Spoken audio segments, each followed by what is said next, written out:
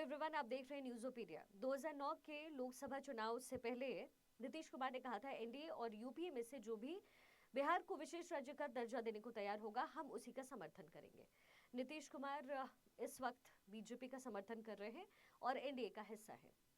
लेकिन जब जेडीयू के सांसद रामप्रीत मंडल ने लोकसभा में क्वेश्चन आवर के दौरान पूछा कि क्या केंद्र सरकार के पास बिहार को विशेष दर्जा देने की कोई स्कीम है, तो इसके जवाब में केंद्रीय वित्त राज्य मंत्री पंकज चौधरी ने दो टूक कह दिया कि राष्ट्रीय विकास परिषद यानी कि एनडीसी के पैमाने के मुताबिक बिहार को विशेष राज्य का दर्जा देना पॉसिबल नहीं है और सरकार इस बारे में कुछ नहीं सोच रही है।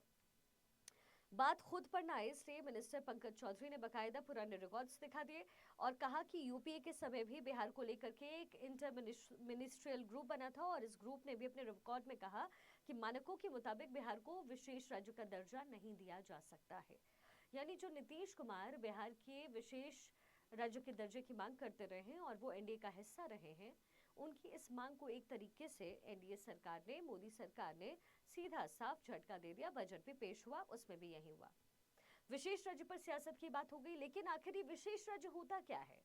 किसी राज्य को कब विशेष राज्य का दर्जा दिया जा सकता है और ये स्टेटस मिलने से उसे क्या फायदा होता है, ये भी समझना आपके लिए जरूरी है। जाहिर है अब हर एक राज्य को विशेष राज्य नहीं बना सकते, इसलिए सबसे पहले समझते हैं कि विशेष राज्य क्या होते हैं और उनको कैसे तय करते हैं। सबसे पहले ये समझने से पहले आपको हम ले चलते हैं इतिहास की तरफ। दरअसल साल 1972 तक सेंटर के पास स्टेट को फंड देते वक्त कोई सेट पैटर्न या पैमाना नहीं होता था। सेंटर सिर्फ अपने स्कीम के लिए ही राज्यों को फंड दिया करता था, लेकिन कई राज्यों ने इसका विरोध किया। जैसे हिमाचल प्रदेश, उसका कहना है कि भाई आप यूपी और हमें एक बराबर नहीं रख सकते, ऐसे में हमें अलग तरह के सपोर्ट की जरूरत है। धीरे धीरे इस तरह की मांग दूसरे राज्यों से आने लग गई।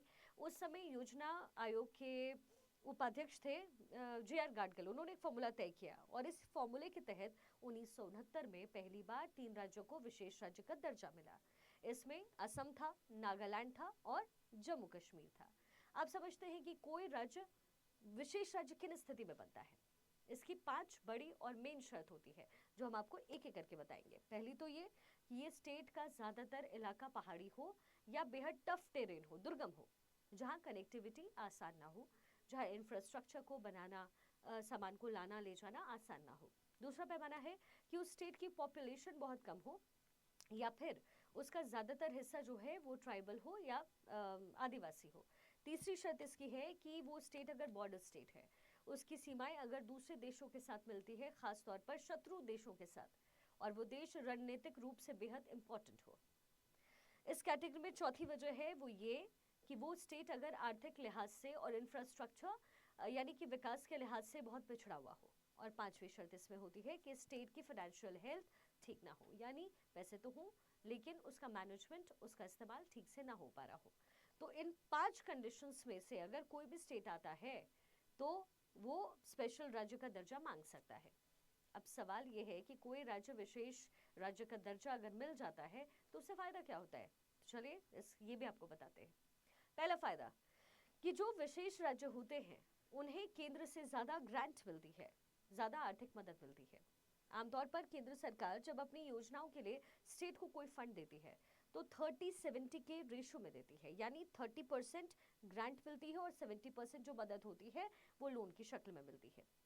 लेकिन जो स्पेशल कैटेगरी के स्टेट्स हैं उन्हें ये फंड मिलता है 90 और 10 के रेशो में, यानी कि 90% उन्हें मिलता है अनुदान, ग्रांट, जिसे लौटाने की जरूरत नहीं, जबकि जो 10% अमाउंट होता है वो बतौर लोन दिया जाता है। और इस लोन पर भी इन राज्यों को कोई इंटरेस्ट नहीं देना होता, यानी बेहद सस्ता ये लोन होता है। उदाहरण के तौर पर मान लीजिए कोई एक बहुत बड़ा प्रोजेक्ट है हाईवे का, और अगर उत्तर प्रदेश में उसी हाईवे की स्कीम के लिए केंद्र सरकार मदद करेगी तो केंद्र सरकार उसमें 100 रुपए की मदद करती है, तो उत्तर प्रदेश को 30 रुपए तो छूट मिल जाएगी, केंद्र सरकार अनुदान के रूप में देगी, आर्थिक मदद देगी, जबकि बाकी के जो 70 रुपए होंगे वो उन्हें आज नहीं तो कल केंद्र सरकार को लौटाना पड़ेगा। समझ गए? ये सीधी सी बात है। जबकि ये एक रणनीति के तौर पर इसे किया जाता है। तो ये जो है एक बेसिक डिफरेंस है। लेकिन यही सिचुएशन अगर जम्मू कश्मीर के साथ हो तो उसे 100 रुपए में से 90 रुपए का अनुदान होगा, मुफ्त सहायता केंद्र देगी और सिर्फ 10 रुपए ही लौटाने होंगे, उस पर भी कोई ब्याज चुकाना नहीं पड़ेगा। अब जाहिर है कि एक बहुत बड़ा फायदा ये है। इसके अलावा जो विशेष राज्य होते हैं, जिनको विशेष राज्य का दर्जा मिलता है, उन्हें एक्साइज, कस्टम, कॉर्पोरेट और इनकम टैक्स में भी काफी रियायतें मिलती हैं। केंद्र सरकार का जो बजट एलोकेशन होता है, उसमें भी इन्हें स्पेशल स्टेट्स को बड़ा हिस्सा दिया जाता है और सरकार इस स्टेट को लेकर के जितना भी खर्च करती है, उसका टोटल 30% इन विशेष राज्य को दिया जाता है। इसमें भी मजेदार बात यह है कि अगर मान लीजिए कि ये राज्य केंद्र से मिला पैसा उस साल खर्च नहीं कर पाते, तो जो बाकी बची हुई रकम है वो उन्हें अगले साल टॉप अप होकर के मिलेगा। जाहिर है कि बहुत बड़ी सहूलियत होती है, इसलिए बिहार और वहाँ के नेता हमेशा से बिहार के लिए स्पेशल स्टेटस की मांग करते रहे हैं। बिहार का तर्क है कि झारखंड के बनने के बाद स्टेट के जितने भी प्राकृतिक संसाधन थे, मिनरल्स हो गए, खान थी, इंडस्ट्रीज थी, वो सब चली गई झारखंड में और बिहार के पास कुछ नहीं रह गया।